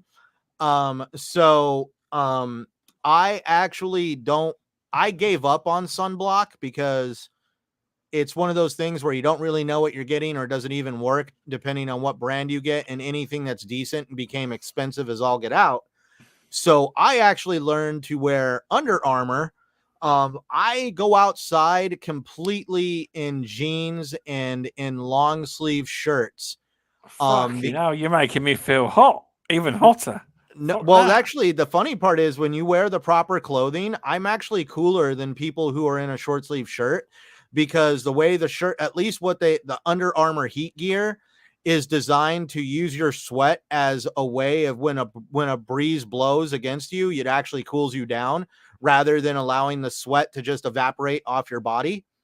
And yeah, I go outside completely clothed. I wear a hat that completely covers my entire head, including the back of my neck. I'm even wearing what they call a face scarf, which basically I can put it up over my face to keep the sun off of my face, and also filter dust, because I have the world's most jacked up allergies, in my opinion. I'm at my job, I'm referred to as the real life Darth Vader, because I literally have a mask that I wear on my face that has a HEPA filter built onto the side of it that literally has a battery pack. And when I'm actually with customers and it's on, you can actually hear me breathing through the HEPA filter, and it makes this weird noise because there's a fan blowing in it. And yeah, it's kind of funny because people think I'm like overprotective from like germs. And it's like, no, I have a mask on that filters dust. Actually, this thing doesn't do too much for germs. Yeah, no, Pyro's right. We don't have AC by standard, but I've got AC in the bedroom. But it's not like you guys have. I mean, I think you guys have it like on your walls built in, don't you? Well, I just have a unit where it's AC, where you put the pipe out the window, and that cools the Yeah, room see, down. here we consider those portables where you put the pipe out the window.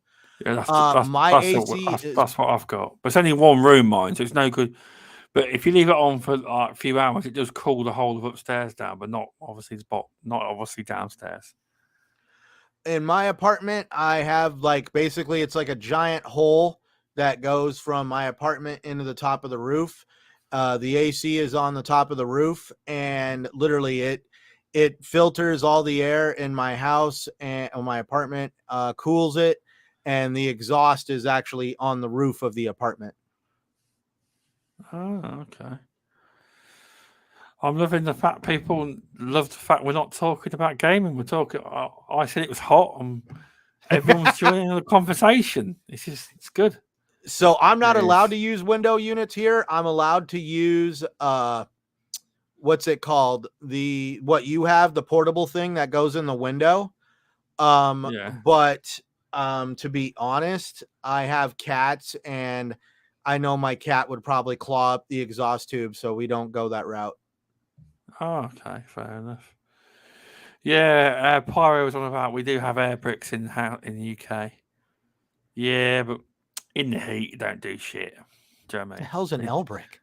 I mean, an air brick. An air brick. It's like got holes in it. I don't know the actual purpose of an air brick, because if it's supposed to cool the house down, it doesn't. I'll probably need to look it up. Oh, most houses have air bricks. I don't know what it does though. To be fair, I love I do Doom know Reaper's though. comment I do. What's that? Let's have a look. AC. with the way AC we've got Power repairman Wash simulator. Simulator, It will come. lawnmower simulators. I wouldn't be surprised. It will.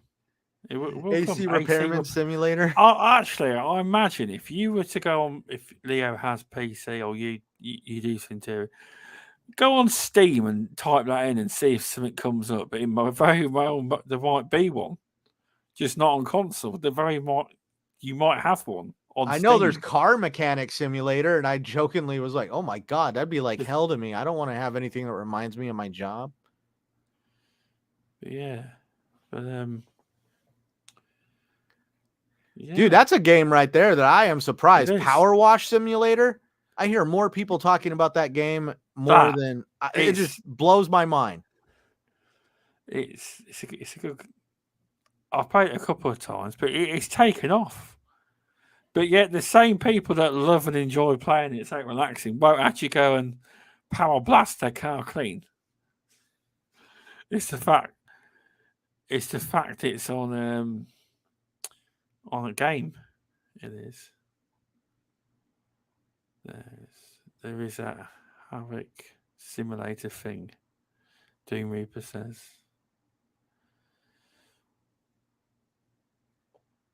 But yeah, it's been a fun chat, a little bit of gaming talk and shoot the shit style show. It's been good. I know, right? We're over here voicing our grievances about the gaming industry and all that other stuff, and it's just like, But I tell you what I'm going to do. I'm going to give Halo another chance. I always give it stick. But after hearing Ainsley talk about it, we all know Ainsley loves Halo. On a Bitcast show I was catching up with, I think I'm going to give it another go. Halo, I reckon, because I was always a bit harsh on it. But when you talk about his whole grand vision of Halo Infinite and the potential future scope, it is actually quite massive what they're trying to go for. Optic Gaming won, didn't they? They did. The HCS. So Halo. It's funny you mentioned Halo, and that's like, I guess we could say, like, whether you're a fan of PlayStation, Xbox, Nintendo, Steam, or any other place that you prefer to play games, even on your damn cell phone, you got to just remember that sometimes what you would prefer may, just because you prefer it and the people around you may prefer a certain feature or something being done, doesn't mean that you make up the vast majority of, what the developer sees or the analytics that they have at their disposal to make the decisions they do. Exactly. And that's where, like with Halo, I've always said, you got to really think about it from a hardcore player perspective. The game is a pain in the ass right now. And a lot of the hardcore dedicated Halo players are not happy with that situation. But when you look at what Microsoft was trying to do from a entry level position, getting people into the franchise, they made a game that is very easy for people to get into. It's free to play multiplayer. The campaign is on Game Pass. It's very, very inclusive on trying to get anybody to play the game, whether you're somebody who has just picked up an Xbox controller for the first time in their life, or somebody who lives with an Xbox controller in their hand, all the way to like having the television show to expose people to the concept of Halo and like, oh my God, Master Chief seems cool. Let's go play the game. From a perspective of trying to get people into the franchise, it's been a success for Microsoft. And that's where you have to change your perspective on how to gauge, well, is it a success or is it a failure?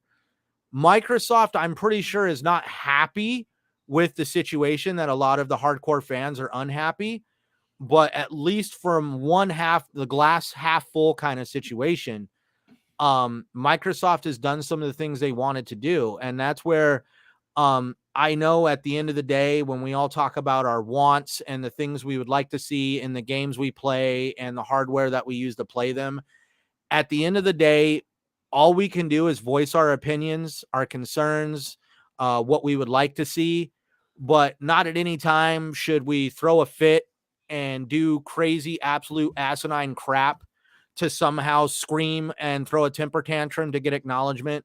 Like one of the instances I saw, or pull your trousers down, take a or photo. that. Well, actually, that was like, yeah, like basically wanting to send an autonomy pick to gaming developers to like force their hand on a release date of a game. Well, they think it works now because of God of War. Well, actually, what was even more disgusting is the other, like I saw it on YouTube, not YouTube, Twitter yesterday. Some guy went on Twitter. I really hope this is satire, and at the end of the day, I could really hope that this is just satire and people just screwing around in a very, very immature way. I hope to God they are not serious.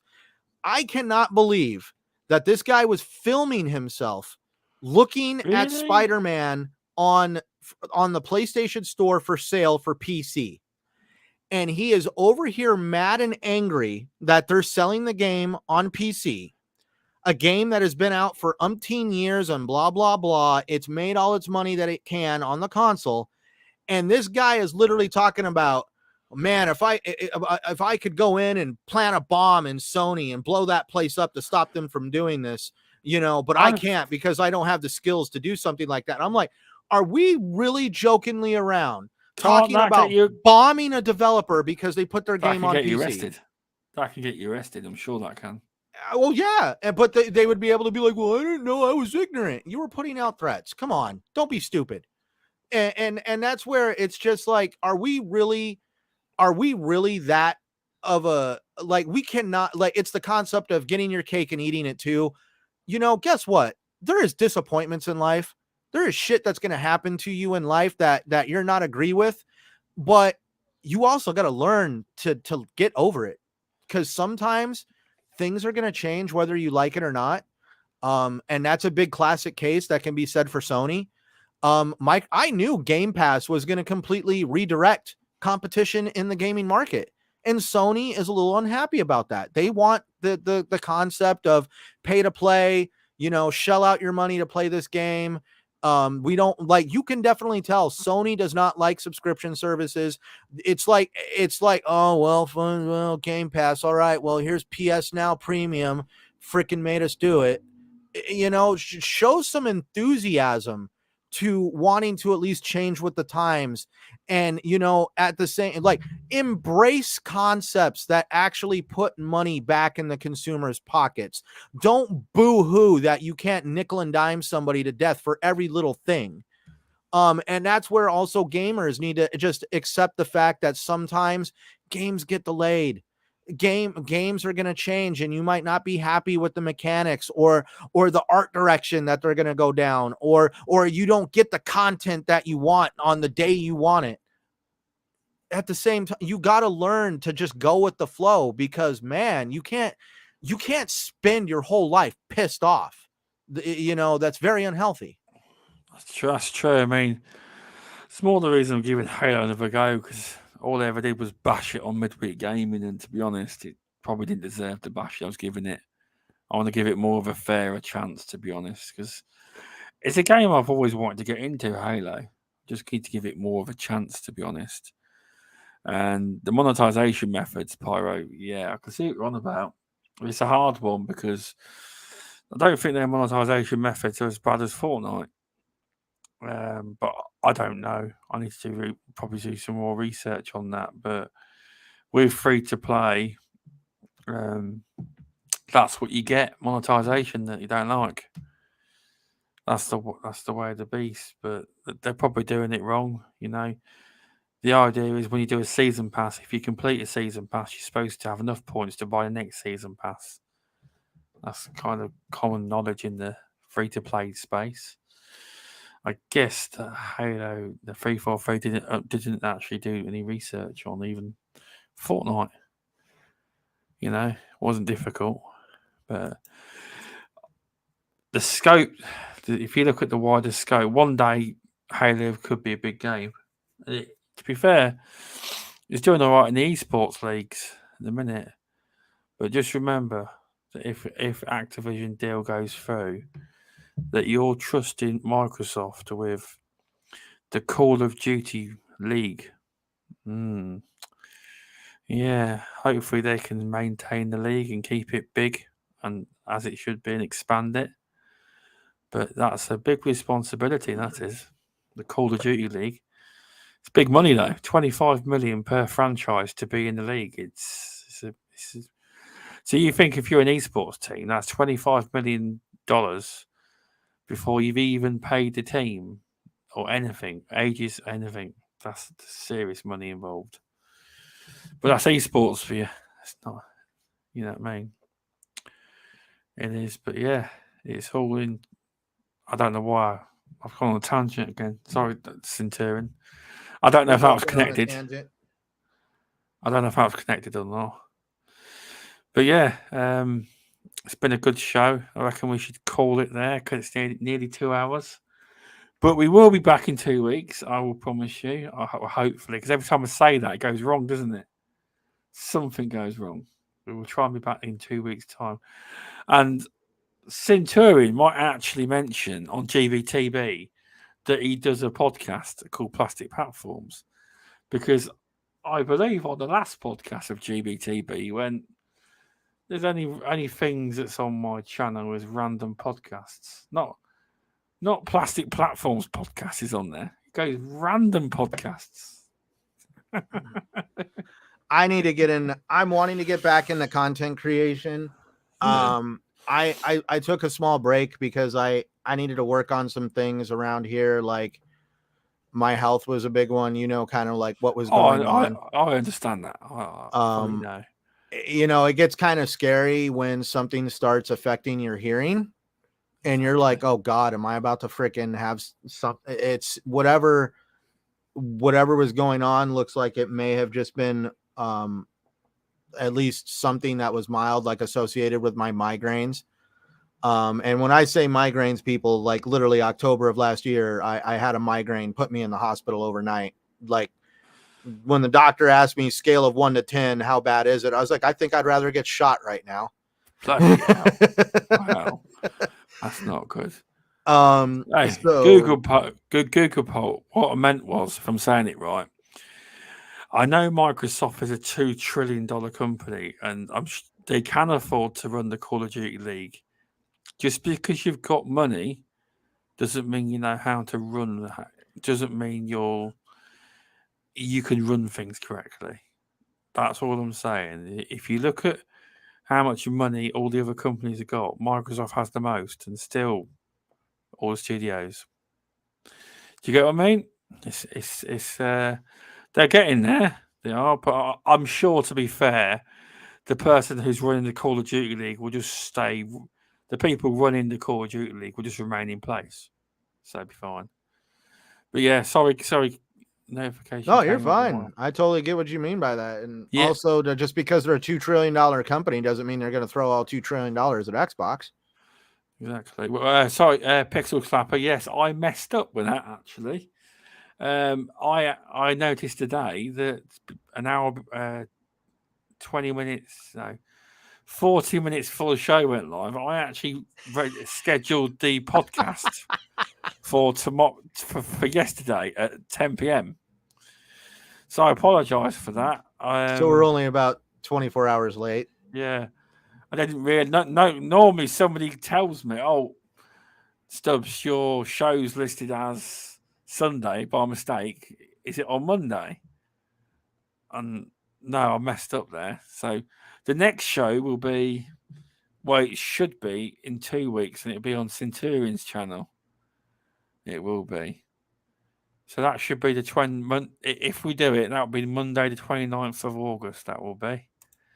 If it happens. Hopefully it does happen. We're flipping between the channels. Centurion's channel probably doesn't know what's going on.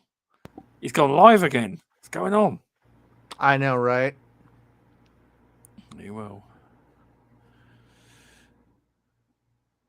But no, it's been fun, man. It's definitely been fun. Having these conversations is always a blast, and being able to chit chat and not really have, I guess, the established itinerary of topics that we need to discuss. It's just more like, let's have a conversation and see what happens.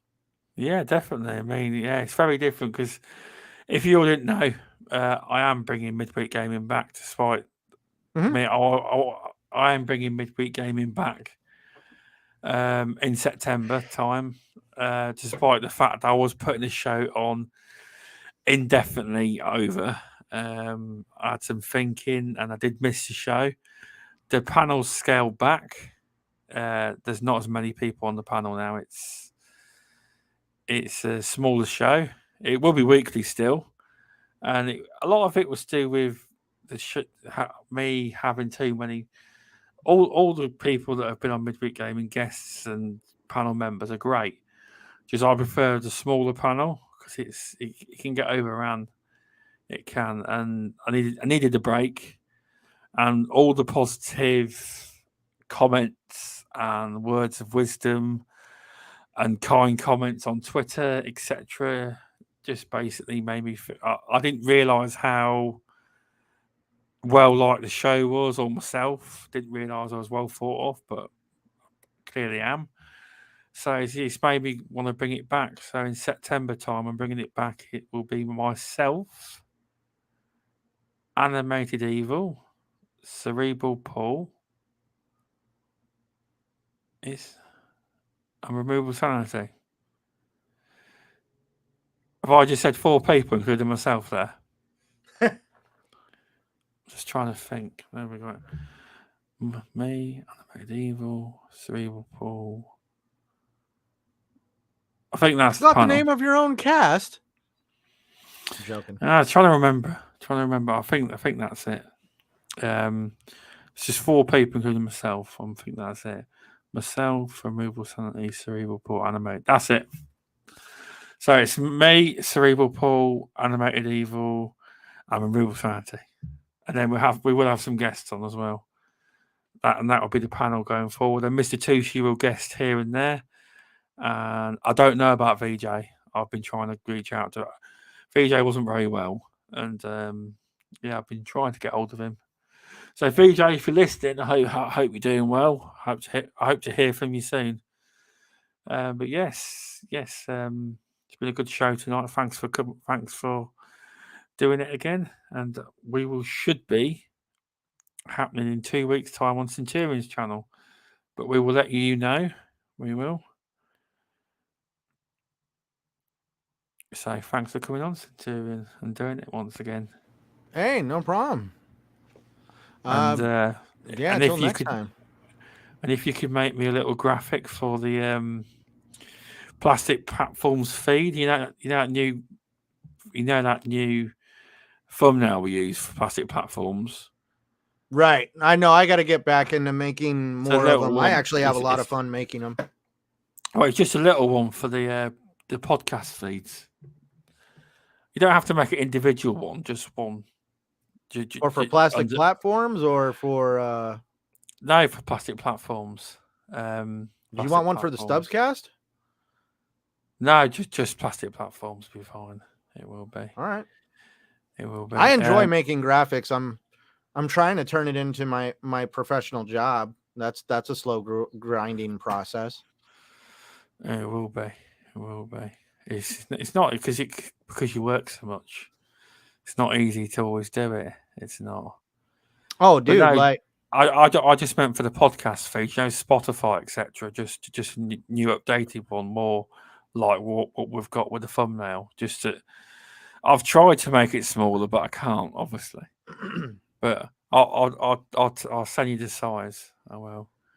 Okay. So anyway, thanks for tuning in, everyone, and we'll see you in 2 weeks' time. Later, everybody. See ya. Bye.